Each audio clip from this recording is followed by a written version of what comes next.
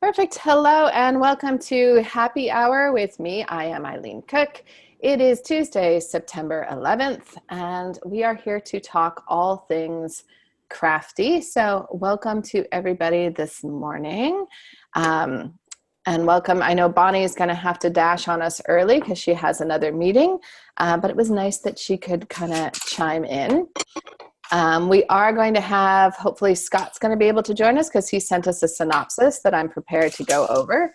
And there he is even now. But before we start on Scott's synopsis, just a quick check-in. How is everyone doing with their writing projects? So Christy, you were just saying you've taken kind of the summer off from writing and doing other artistic ventures. What's up next for you? So now I am determined to get back onto Sam's stories and get the damn thing done. Atta girl.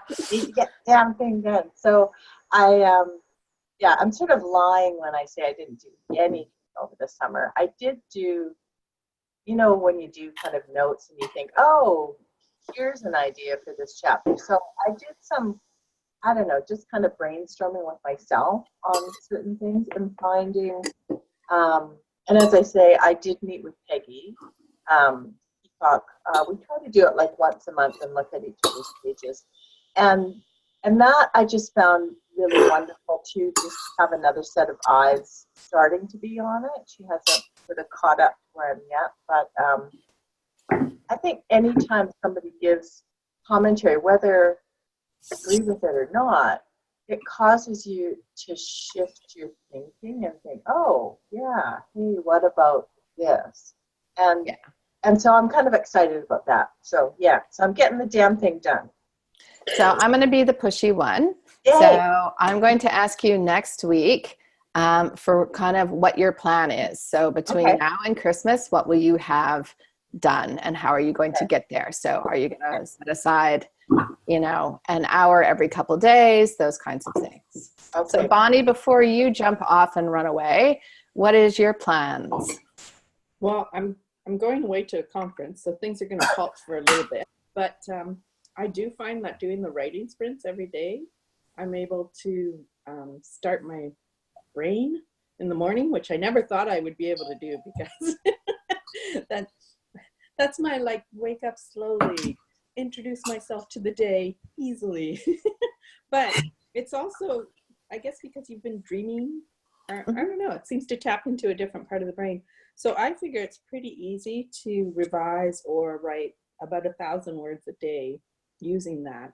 And so then I broke it down and thought, I could write a novel in 100 days or in 50 days. And suddenly it didn't seem so overwhelming. So I am trying for an average of at least $1,000. $1,000. Yeah, well, $1,000 a day is a good plan. I like that plan. How about 1,000 words a day? Yes. And I don't know. It's very motivating. So I've been doing that, and hopefully that means my revisions will just take off and be done. I like that plan.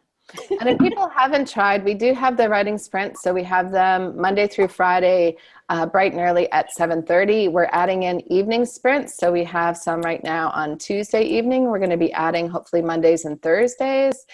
And we also have a Friday afternoon sprint. So we are filling those in and having more and more because people are finding it's helpful. And I think it's the same principle, strangely enough, that works with Weight Watchers, which is perfect to talk about as Bonnie eats. Because the principle behind Weight Watchers is you have a scale at home. You don't have to go into a Weight Watchers office to measure and weigh yourself. The idea behind it is that it holds you accountable. So having sprints or something where you kind of are thinking other people are there, it just gets your butt in the seat and there's really nothing else going on because they're all just sitting there writing. So you might as well try and get something down. And often if you do and you just get a couple hundred words or 1,000 words or 2,000 words, like the number isn't as important as that you're just making progress. So Marianne, you have some wine in the background. So that's definitely my kind of writer's office. Well, it's a box of books, but yeah. Sure it is. Sure it is. That's fine. Well, How I'm with goes your Bonnie. writing? I'm with Bonnie. The morning sprints have been fabulous for me, getting me back on track and building the discipline. And I was saying earlier this morning, I'm in the flow every single day. There's no delay. Even though I took a moment to watch Jimmy Kimmel this morning during the sprint, I still wrote almost 400 words, and the new stuff just comes out of me and I don't have any problems. So I've been making really steady progress, both revising and filling in missing bits to this manuscript. So I'm maybe 75, 80% of the way through. My goal was to have this completed and released this fall, which I could still do. I have the cover, but last weekend I was at a conference and I was thinking about a bunch of branding exercises and just the whole launch process, and realized that I've always rushed my releases because I'm invariably late getting the books ready. And people always say, no, have the book in hand and plan your launch very comprehensively. Yeah. And give yourself a lot of lead time. And so I find myself yet again for the fourth time with the same dilemma, which is that I could maybe meet my original deadline and push it out before Christmas. But there's something in my head that, like, rationally, that's not the right thing to do. But there's a voice in my head that's like, just do it. Just do it anyway. Just get it out there and then work on the next one and the next one. And so, because it feels like I'm, I don't know, disappointing myself or some expressed goal. It's changing the difference between I didn't meet my goal to I am changing and revising my goal to be smarter. Yeah. And it's hard for me to let go. It's really hard. I'm stubborn, I guess. It's really hard for me to let go of that original thing if I know that if I work really hard and I push, I can still do it. But it's a question of, will I be doing it as well as I could? Will I be doing it justice? So that's kind of what I'm struggling with right now. So I'm just on the cusp of deciding that I'm going to finish the manuscript, revise it, get it edited, get the beta reads, do my branding, get my new website up, and then do a nice, long, thoroughly planned launch, which I would have to put off until April anyway, just because I wouldn't have to, but I think I could push it to February, but I think maybe April would be wiser. Anyway, which is weird. Like, it's just weird thinking have a book and I'll be sitting on. It just goes against my instinct or. Well, but you're not just going to be sitting, because you're going to be working on promotion for that one, as well as probably starting a new one. So I know for me, sometimes what I need is validation.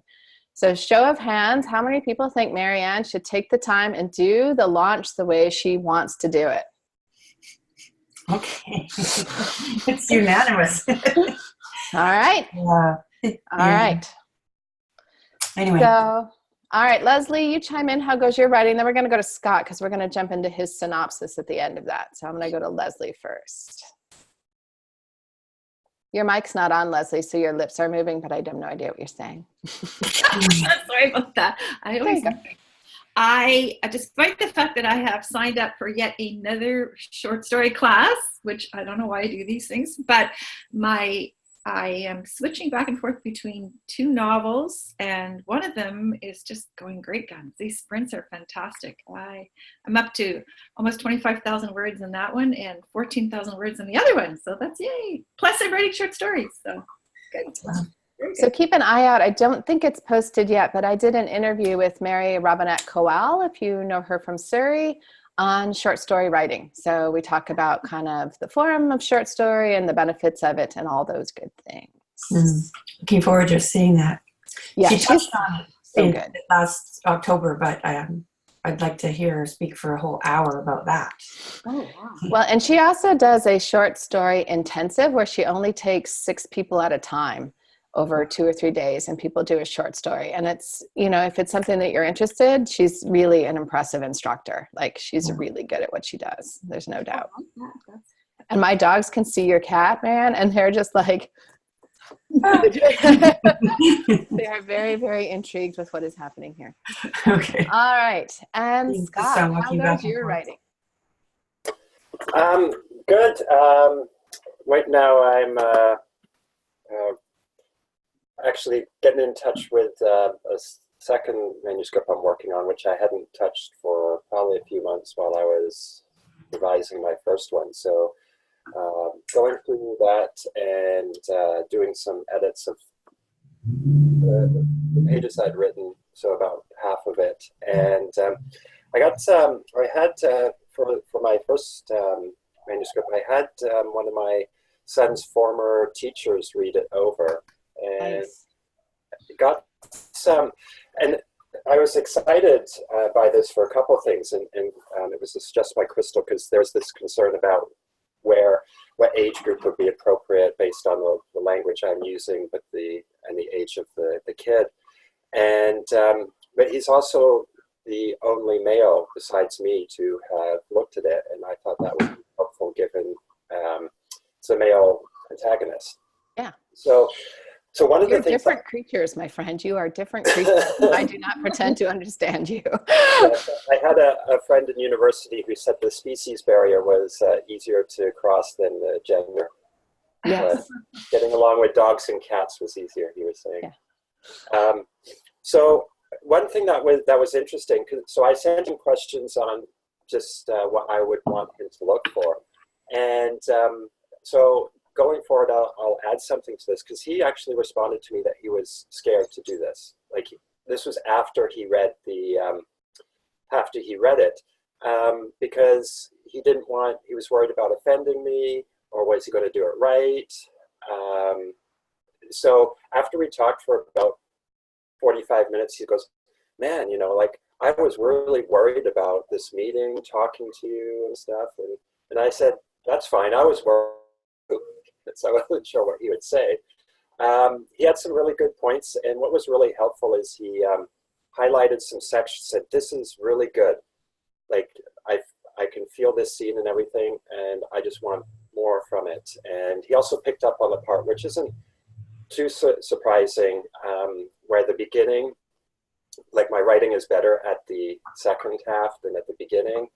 And so he said, okay, well, not much is happening here. And so I'll go through those again, especially the first part. And some things I think I could probably remove because they don't really do anything. But I found when I read as well, even the books that I've been reading this summer, is sometimes I'm not really enjoying it the first few chapters, because it's more about setting things up as opposed to anything really developing. And then I start to, maybe later on, a third of the way in or halfway, I start to actually like the character. And so I was just wondering, like, your kind of thoughts on that, or anybody's thoughts on that. Is this like a common thing in stories? Or he was kind of saying, well, it'd be great if it was like all of this from the back was also in the beginning as well.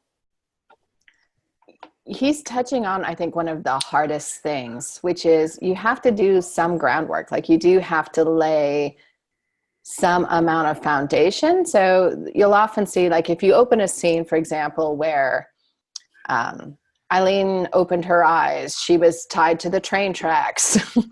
She could hear the train in the distance coming towards her. She thrashed around the train tracks. So people talk about, well, that's opening with a bang, right? Like, something's happening right on page one. But the challenge that you have is sometimes nobody really gives a care about Eileen because they have no reason to like me at that point, other than my general charm. So you need some amount of space and time for people to become attached to characters. Having said that, I would say you are also running now, for all writers, people are far less patient than they used to be as readers. And so the chances that someone will be like, well, I'm going to give this, 30 to 50 pages in order to really get into the story, and then I'll decide, often isn't happening anymore. And that's because we're competing with everything that's on Netflix and everything that's on Crave TV and a video game and every other thing. So you are definitely looking to figure out, is there some way relatively quickly that you can get the story going? Even if it's not the main plot or storyline, but something that's going to open, that's going to be intriguing and make people want to read. Okay. Anyone else want to chime in on that? It's hard. Well, thanks for that, Maria. It's hard. You might not have noticed that yet, Scott, but it's hard. Yeah. Especially, I just want to add, especially that if you're a bit older and you grew up reading slower fiction, I think you develop a kind of patience and learn that there is an investment required, but that the payoff is there. But with younger and younger audiences who've grown up with more competing media and faster, things competing for their attention, it's increasingly difficult to get people to stick with it.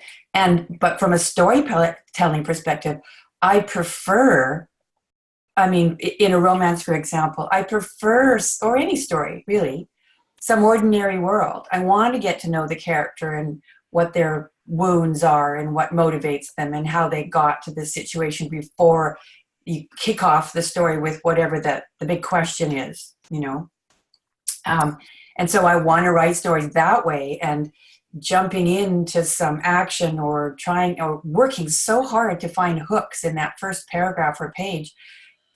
It's irritating to have to do that when, I actually like the stories with a gentle story, a beginning. So I'm a firm believer you don't have to have an explosion on page one, but if there's any kind of question that you can raise, it is interesting. So I'm currently doing an edit on a project that I won't get into because it's not my project.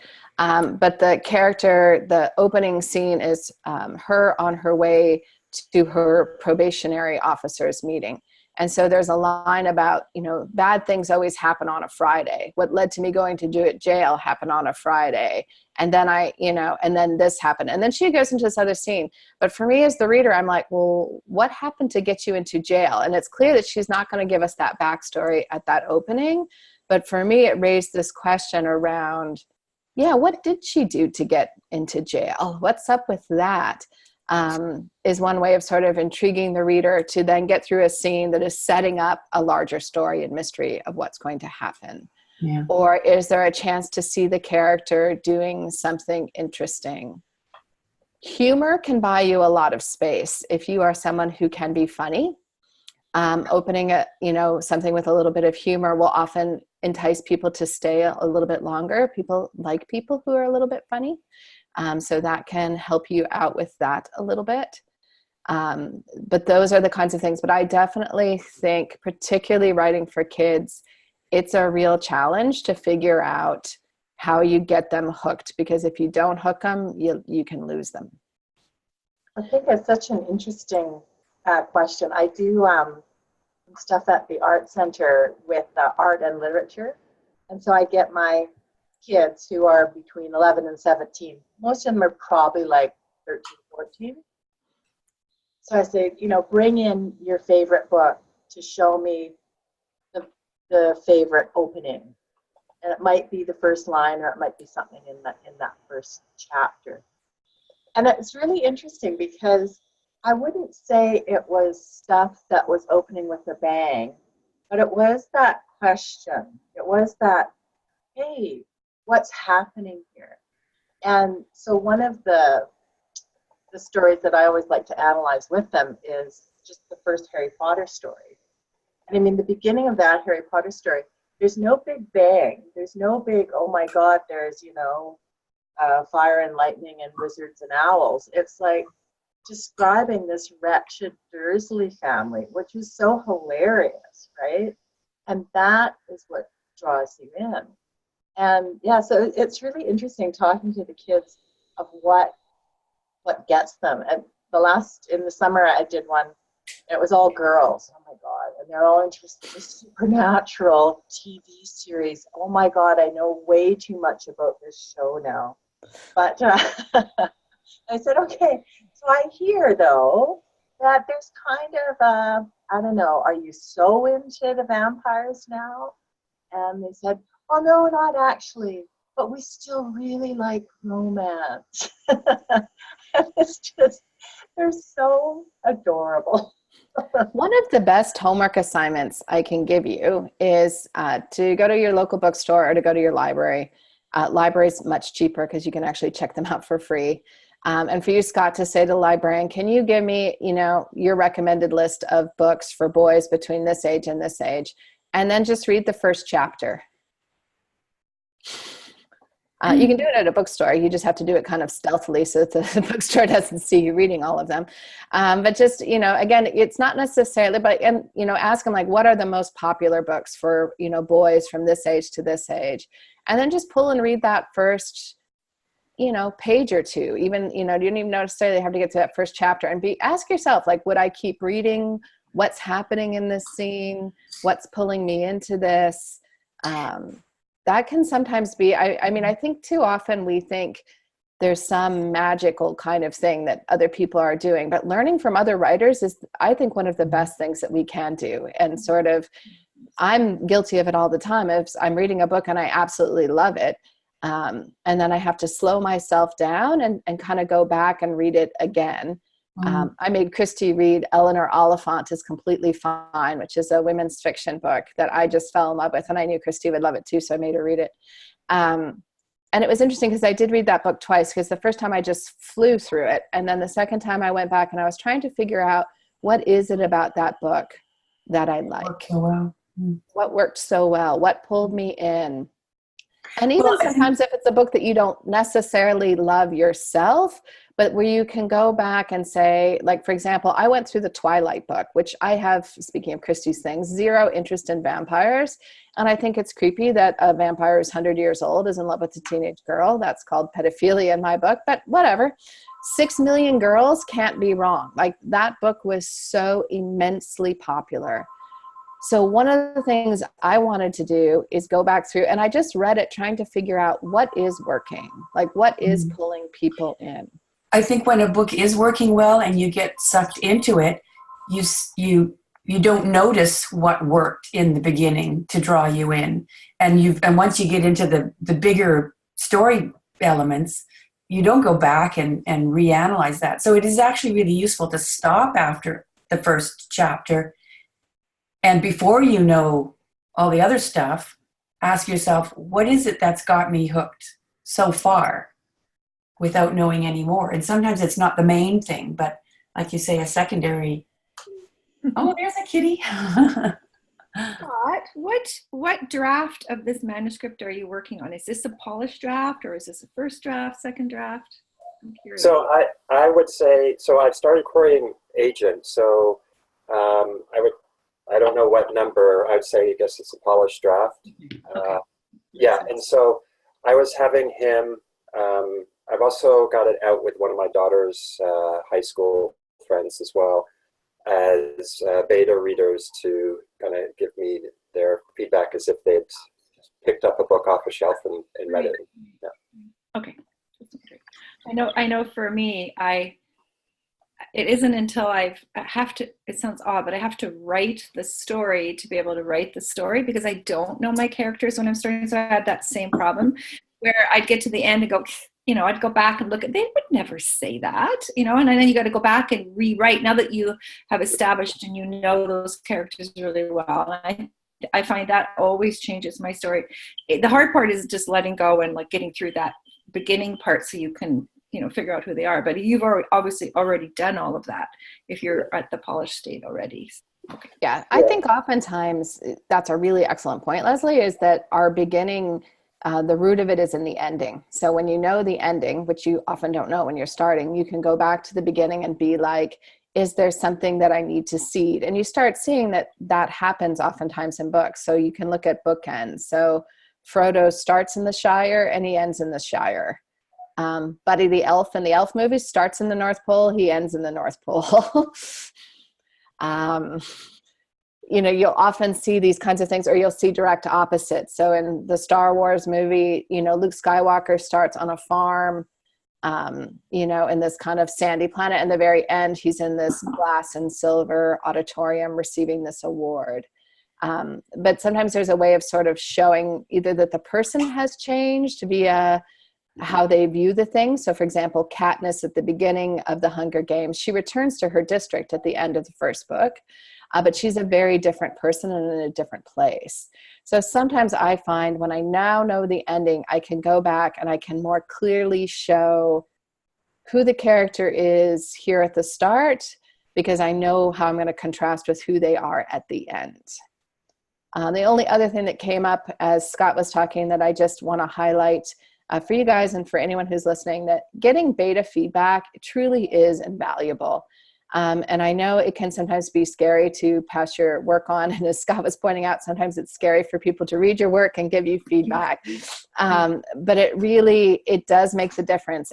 And getting a wide variety of feedback is really helpful. And, you know, I think Scott made an excellent point. You know, he's writing a book for young boys, and I can read a lot, and I can, you know, certainly have read a lot of YA and middle grade fiction, but I have thankfully never been a teen or preteen boy. So I don't understand the creatures. And so what might strike me as too irreverent, or, you know, I can't think that they would do that, another guy reader might be like, more fart jokes, like not less. And knowing your audience and knowing who you're writing for can be huge with that. So speaking of Scott and his manuscript, with Scott's permission, I am going to put up his synopsis, if that's all right. So if I did this right, you are seeing his synopsis. So first, I'm just going to skim through it real quickly. It's 2 pages, which is a nice length that they are typically looking for. Again, most people you will see on queries or various things that they're asking for a 1 to 2 page synopsis. I have seen on occasion one person asked for a 12-page synopsis, which struck me as just horrific and cruel, and I have no idea why anyone would do that. But aiming for 1 to 2 pages is pretty good. The other thing I'm going to say just in general with synopsis, because I think it's worthwhile hitting home, you're trying to make it interesting, like you're trying to obviously kind of lay out what happens in the story. But don't worry, this isn't a novel. Like, your biggest goal is to say, these are the main beats of what happens in the story. And the way that the agent is using the synopsis is, first they read the query. So, oh, that's interesting. This is a book about this. I'm interested. Then they typically then turn to the sample pages. So they're often asking for some number of pages. So then they're looking to be like, do I like the voice? Do I kind of like the sense of this character? And the last piece that they're typically looking at, and I've asked a ton of agents this, and they all say this, the synopsis is the last thing that they look at, and that they're looking at it just to see what is the overarching storyline here. So that if you are opening, I'm, writing a story and it's got this and the sample pages are cute, and then I read the synopsis and I find out that there's puppy burning and various sundry, like suddenly the book turns very dark at the halfway point, like where suddenly the person's like, oh, okay, this is not the book that I thought it was going to be. Or sometimes that it falls flat. Like the book had this great opening and hook, but there's not really going anywhere when I read the synopsis. So all you're trying to accomplish with the synopsis is to be articulate, which is a good goal. 2, to make sure that you are hitting the main story points, almost like a book report. This is what happens in this book. So for Jimmy's Dilemma, we have the setup. So Jimmy is 13. He's awkward. He's big into Dungeons and Dragons, which I think is kind of his unique thing that's going on. He's basically starting middle school. And right off when he starts middle school, he has a problem with a bully. So that is the basic setup of the story, is a kid who's starting and he's got a bully that he's going to have to deal with. We're also setting up what I think is important, is that Jimmy lives a lot of his life through his imaginary character that he portrays in the Dungeons and Dragons game. And I do think, Scott, that's what makes your book interesting and unique, is that he's using his imaginary role play character as who he kind of wants to be. Like that is his mentor for where he's going, and is what shows him when he falls short later in the book. just some tiny changes is he meets a character that ends up becoming fairly important, which is Patty. And she's taken an interest in Jimmy, although Jimmy's naivete prevents him from recognizing her interest. So I took out her interest for two reasons. One is because it's an echo from interest, the line above. So I want to change it out. And then secondly, just to make it a little bit clear that it's more than she's just, like, she has a romantic interest in him. She finds him interesting, in that capital I kind of interesting. So I would just make that just a tiny bit more clear, because I think it gives a little bit more flavor of the story. So the kind of turning point for the story, one of the big one, is after Jimmy has dealt with this bully, he decides to try out for the football team. So this is a case of someone trying to remake themselves and to some degree what they think other people want. So he's going to join the football team and see what he can do. And then it's going to create a conflict for him. And this conflict is that his role-playing group, so his group of geeky friends, combined with his now football friends, they're in conflict because they are on the same day. So he's always going to be letting one or the other of those down. And initially he's letting down the group of people he feels he can let down, which are probably his true friends, which are the ones in the role-playing group. He does like being on the football team. And I don't think that's surprising. I think that's a very universal feeling, because he's a little bit popular and he's getting attention. But that conflict with his best friend is starting to show up in that role-playing world. And then losing part of his life that brought him his enjoyment. He's finding comfort with Patty. They're going on. Patty talks him into going to school dance. There is a lovely scene, I remember this, where Patty goes to Jimmy's house to teach him how to dance, which is very sweet. I would suggest that you have a line, in a heartfelt scene, Patty goes to Jimmy's house. I would take out in a heartfelt scene. So in general, what I'm hearing from people is if you're telling people in an action-packed scene, in a thrill of a minute by your scene, that it's telling them too much what they need to feel.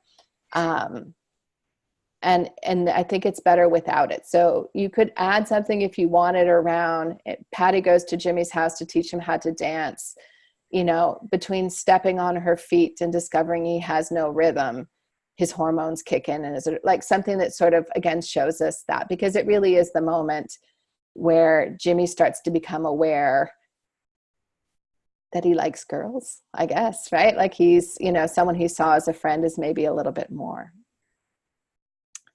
Most of the stuff you'll see I had was just small changes, and I will send this back to you, Scott, so you have it, so you don't have to be frantically trying to write this down as I'm scrolling past at a speed too fast. So they go to the dance, and Stefan has got a girl who's sort of interested in him, and Jimmy's sort of teasing him about, that girl likes you, that girl likes you. And when Stefan's not responding, he says, what's the matter? Basically, are you gay?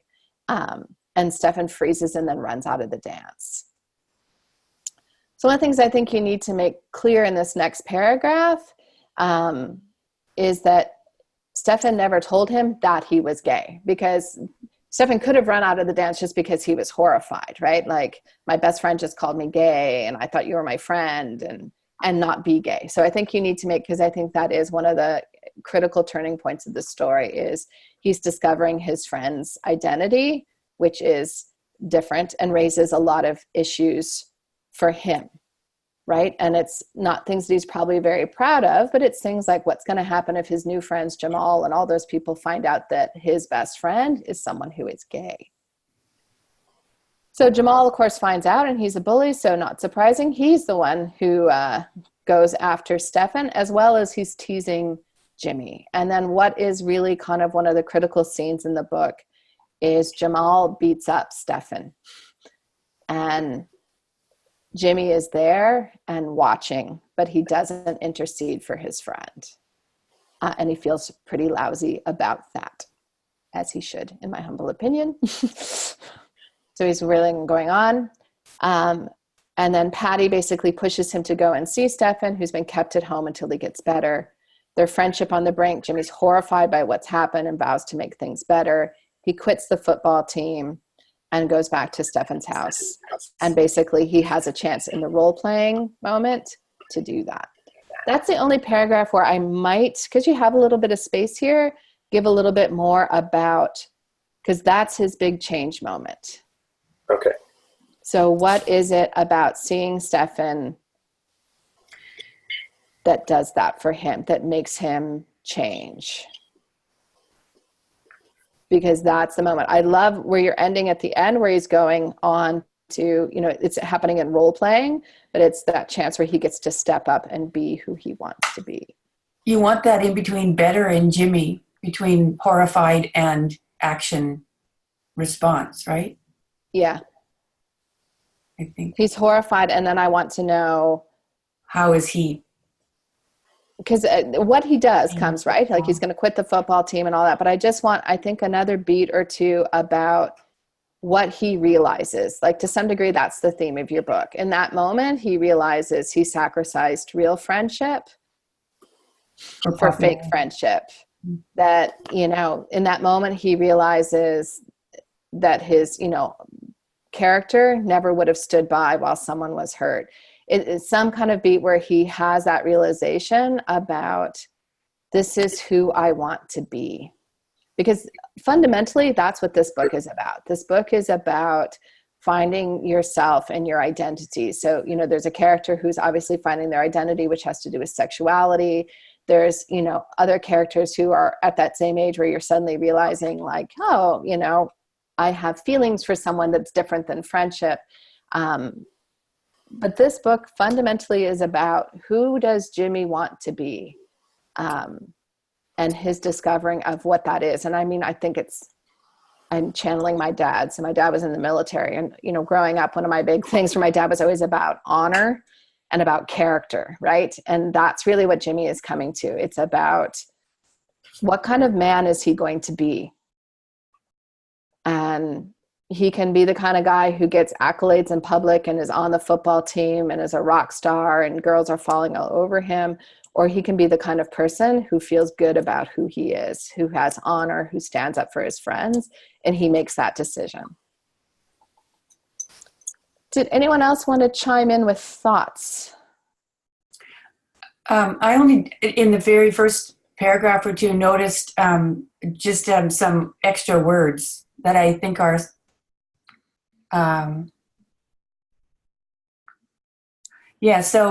second paragraph. In gym class, Jamal and Jimmy get into a fierce game of dodgeball. I would say, which Jamal ultimately wins? There's an in there that I don't think is helping. Yeah. Am I wrong? Nope, you can totally dump the in. In the next sentence, Jamal's taunts and bullying of Timmy increase with each passing week, and it's only in science class, in which Stephen is in. It's too many ins. Yeah. I don't know why those 3 ins just jumped out at me, so I thought I'd point them out. Yeah, me too.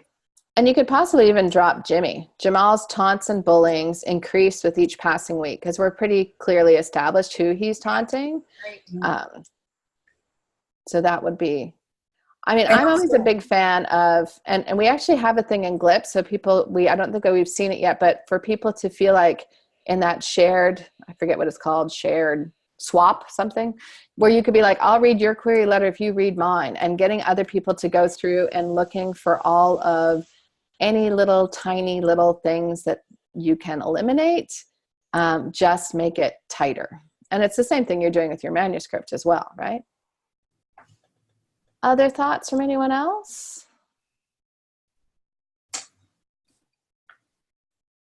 I'm scrolling slowly so people can look. And I've got my fingers on my pad, scrolling, thinking I'm doing that. That's No. I know I keep doing that too. Look at, now you're doing this. Whee! Okay. I wondered, just for clarity, because I know nothing about Dungeons and Dragons, and so I'm assuming, is Joe Wardren a part of Dungeons and Dragons? just a It's character. a made-up character name. Yeah, they Okay. have their own character. And so is that important to tie it back to Dungeons and Dragons? I don't know. But then later when you say, however, his football and RPG lives collide, I think if you can just remind us, RPG, I think is role-playing group. Yeah. You might just want to tell us that. Well, you could call Joe, whatever his name is, Joe Warden, his avatar once or twice or something, just to Yeah, just to Reinforce clarify, that, right? people that aren't as up to speed on it. Yeah. And the sort of, there was one odd thing, and I'm sure, I'm not sure. I mean, this is about young boys. And you say Jimmy's hormones kick in as his attraction to Patty increases, leading to him explore himself.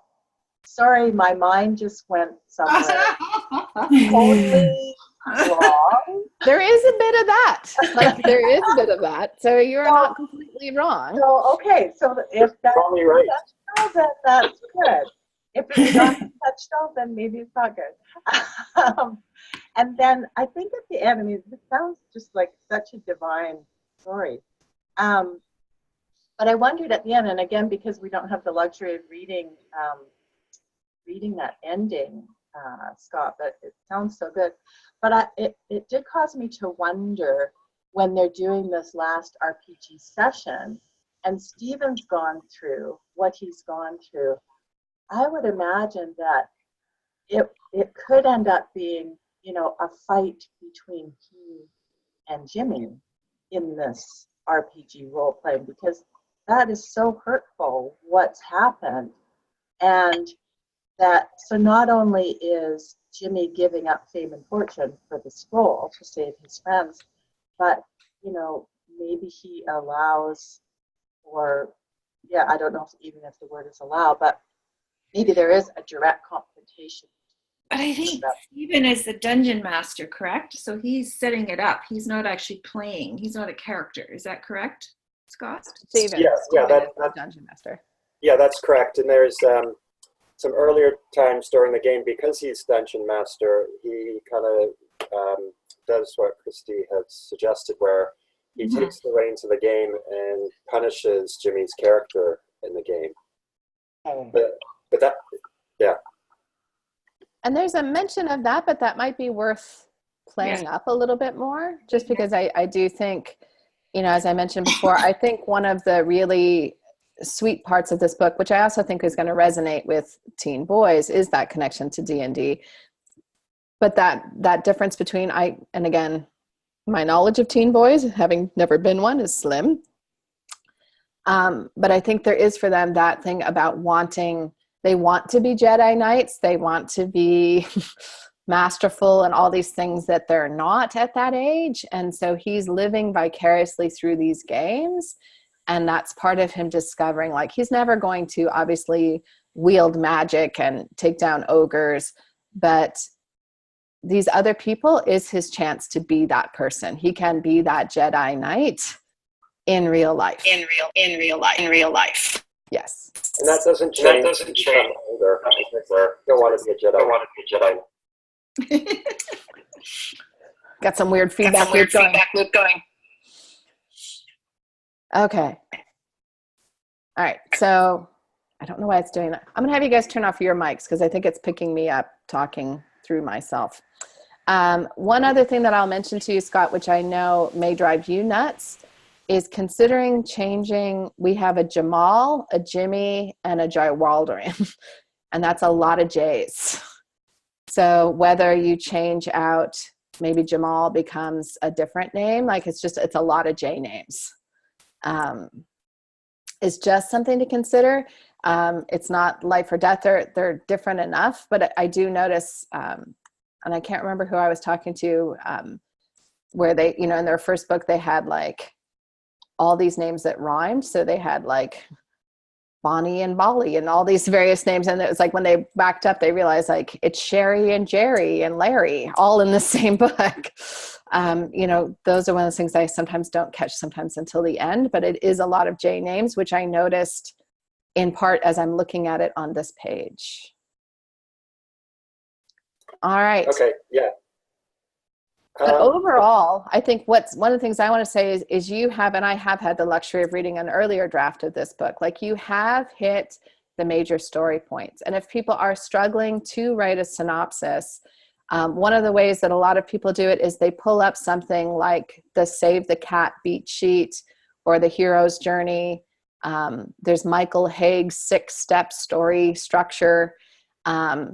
they're all film things, but they have the major beats. So it'll be like, you know, going back to Marianne saying opening world, you know, call to adventure, change of plan. So they have these various story beats, and that can be one way to sort of set up your synopsis, is just first go through the story beats and be like, what is my call to adventure moment? What is my moment for this? What is my moment for that? And then string those together narratively, as Scott's done here, to sort of just hit, so you know you've hit the major story beats.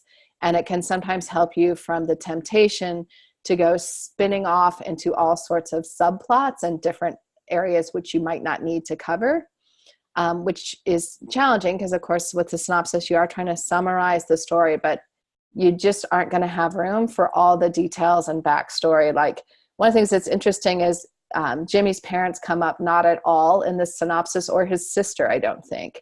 And I wouldn't say they're important characters, but they are characters in the book. And I think Scott made the right decision to leave them out because they're not critical to any of the key turning points. They are in the story. All those kinds of things are going on with kind of a slightly overprotective mom and all those kinds of things. You know, you're trying to be a Jedi Knight while, you know, your mom is still polishing your stuff, right? Like, here, before you go out to war, let me help you with that. So that kind of, I think making the decision not to include them was a smart plan. I had a question. This is great. Thanks, Eileen and others.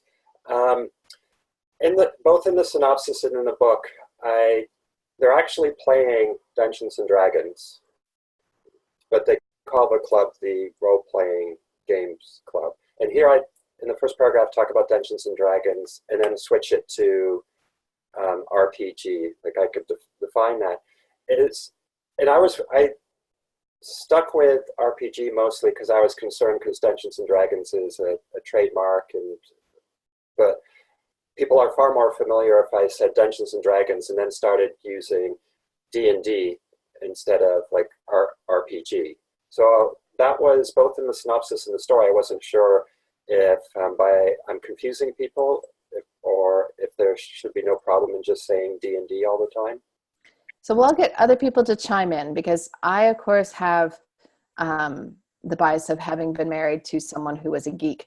So I am aware of what Dungeons and Dragons is and what role-playing games are and those kinds of things. So we will get other people to chime in with their thoughts. What I can tell you in terms of using something that is trademarked, you're absolutely fine to do that. The only challenge you're going to have if you're using something that's trademarked is if you are in some way besmirching it. So you have your story set at McDonald's. That's fine. You can set it at McDonald's. You can talk about quarter pounders. You can talk about all those things. If you have that the employees grind up glass in the back and are secretly poisoning people and sprinkling rat droppings into the chicken nuggets, now you're going to have a problem, because McDonald's is not going to appreciate that. So at that point, you're going to want to be the fast food place, McTony's, or whatever you want to call it, but don't use McDonald's. But if you are using something that is trademarked, and you're not in some way besmirching it, that's totally fine. Again, you would capitalize it in those kinds of things because it is an actual product. But that's where that is. So people who are not D&D people, did you want to weigh in which you would prefer? I think it depends entirely on the individual reader's personal experience and familiarity, but maybe in this day and age, people have had some exposure. I've never been involved with D&D, but of course I've heard of it and know what it is. But I do know what RPG means because I have a son who is a gamer. And I mean, you can't predict. I once was writing something in which I referred to a character as Hermione. Mm-hmm. That's it. No further explanation. And one of the crit group partners I had at the time stopped me and said, I don't know what that reference means. What? Like, and I was dumbstruck. I thought, how could you not know who Hermione is? I mean, you don't need to say any more, do you? And after chewing on that for a while, I thought, I don't care about her. She's odd. I'm just going to keep it the way it was, because it's a big enough thing that you don't have to worry about that one person that's never read Harry Potter or never had anything to do with role-playing games, I think. I mean, I think it is big enough, probably. Well, and part of that is knowing your audience and knowing, who you're appealing to. And so someone who buys this book, an editor or agent who signs this book, is going to be thinking about who they want to sell it to, and they're going to know these things. So they're going to, someone who has no contact at all is probably not going to be interested in the book, is my hunch. So I don't think you have to over-explain it. And I also think, Marian, that you put your finger on something with any kind of feedback, because we've talked a little bit about getting feedback, is you're always weighing what feels right versus what doesn't. And so kind of balancing that out. Yeah. Anyone else want to weigh in? I just wanted to, I don't know, add on to the fact that how little I know about young boys. And, but I do think they're going to love this story. And this summer when I was doing my summer camps, I usually get girls in my classes. But in the summer, sometimes our classes are dumping grounds for babysitting, so we get boys. And I had a young man, his name was Ormaz. He was a young Iranian boy, about 13. And I just loved this kid, but oh my God, he was such a Jamal. But we always did this exercise. Okay, so we're going to think about our best friend, and we're going to do a mixed media piece based on like one word that would describe your best friend. So with the girls, it's like, oh, I don't know. I mean, she's so generous, or she's so smart, or we go around the room and most of the things are, just so lovely and positive. And then I get to Armaz and I said, so like, what do you think, Armaz? Psychotic. That's the word I'd use. What? I mean, it was just so mind-opening. And that's probably a compliment. Oh, yeah. I mean, He sees that as a selling feature, yeah. Yeah, and he wanted to do like blood and guts. And so I said, okay, if you're going to do blood and guts, then you better do a darn well intelligent blood and guts thing for me. And it's got to be like a whole CSI thing. You got to use your brain, buddy. He's like, okay. And so he did a really good job. But then I said at the end of it, I said, okay, so in this summer series, there's only one crime scene allowed, and Ormaz has used it. So, okay, think again. But it just made me laugh, Scott, because I thought, yeah, I really don't know boys.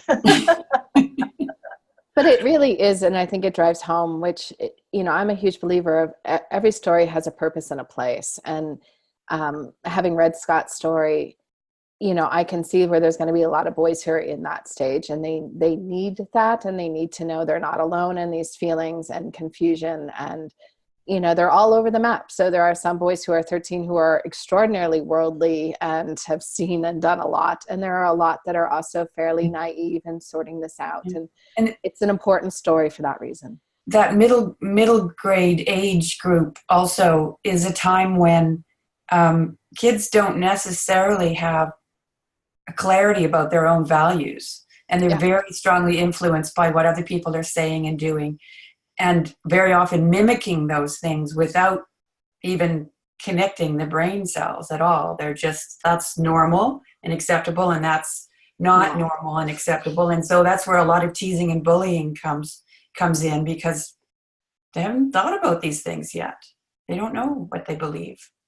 I once heard an editor speak on, and we were talking about the difference between middle grade and YA.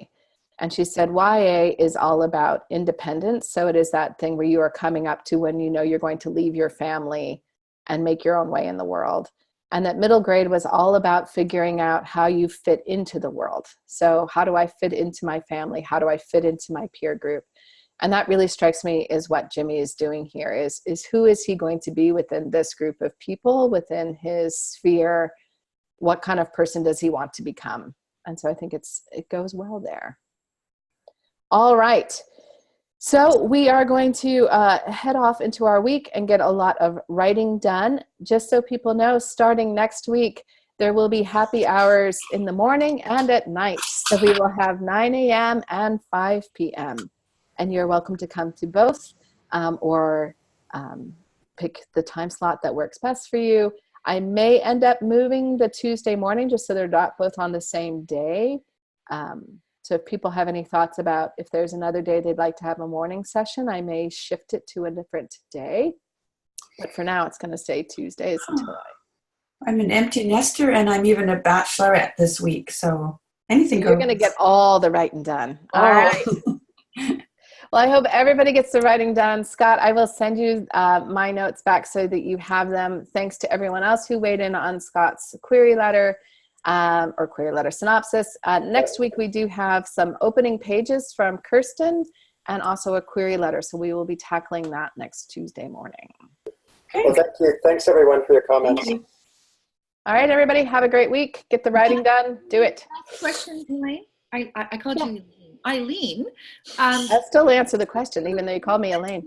You said something about practicing pitches, and Bonnie and I are going to the Pacific Northwest conference tomorrow, and I think the pitches are on Friday. Is there a possibility for practicing those before the vote? I understand, of course, there isn't, but like, just in case. So sometime between now and Friday? if we like sent them to you, never mind. Yes, if you sent them to me, I will look at them. Thank you. Okay, but we will set up, I know a lot of people have conferences coming up, so we're going to do a happy hour where we will just do pitches, and we're going to do kind of like the Surrey Idol, where I'm going to ask other people what they would think, like, because again, a lot of pitches is personal. So what about it worked for you might be different than what for me. Okay, thank you so much. All right, everybody, have a good week.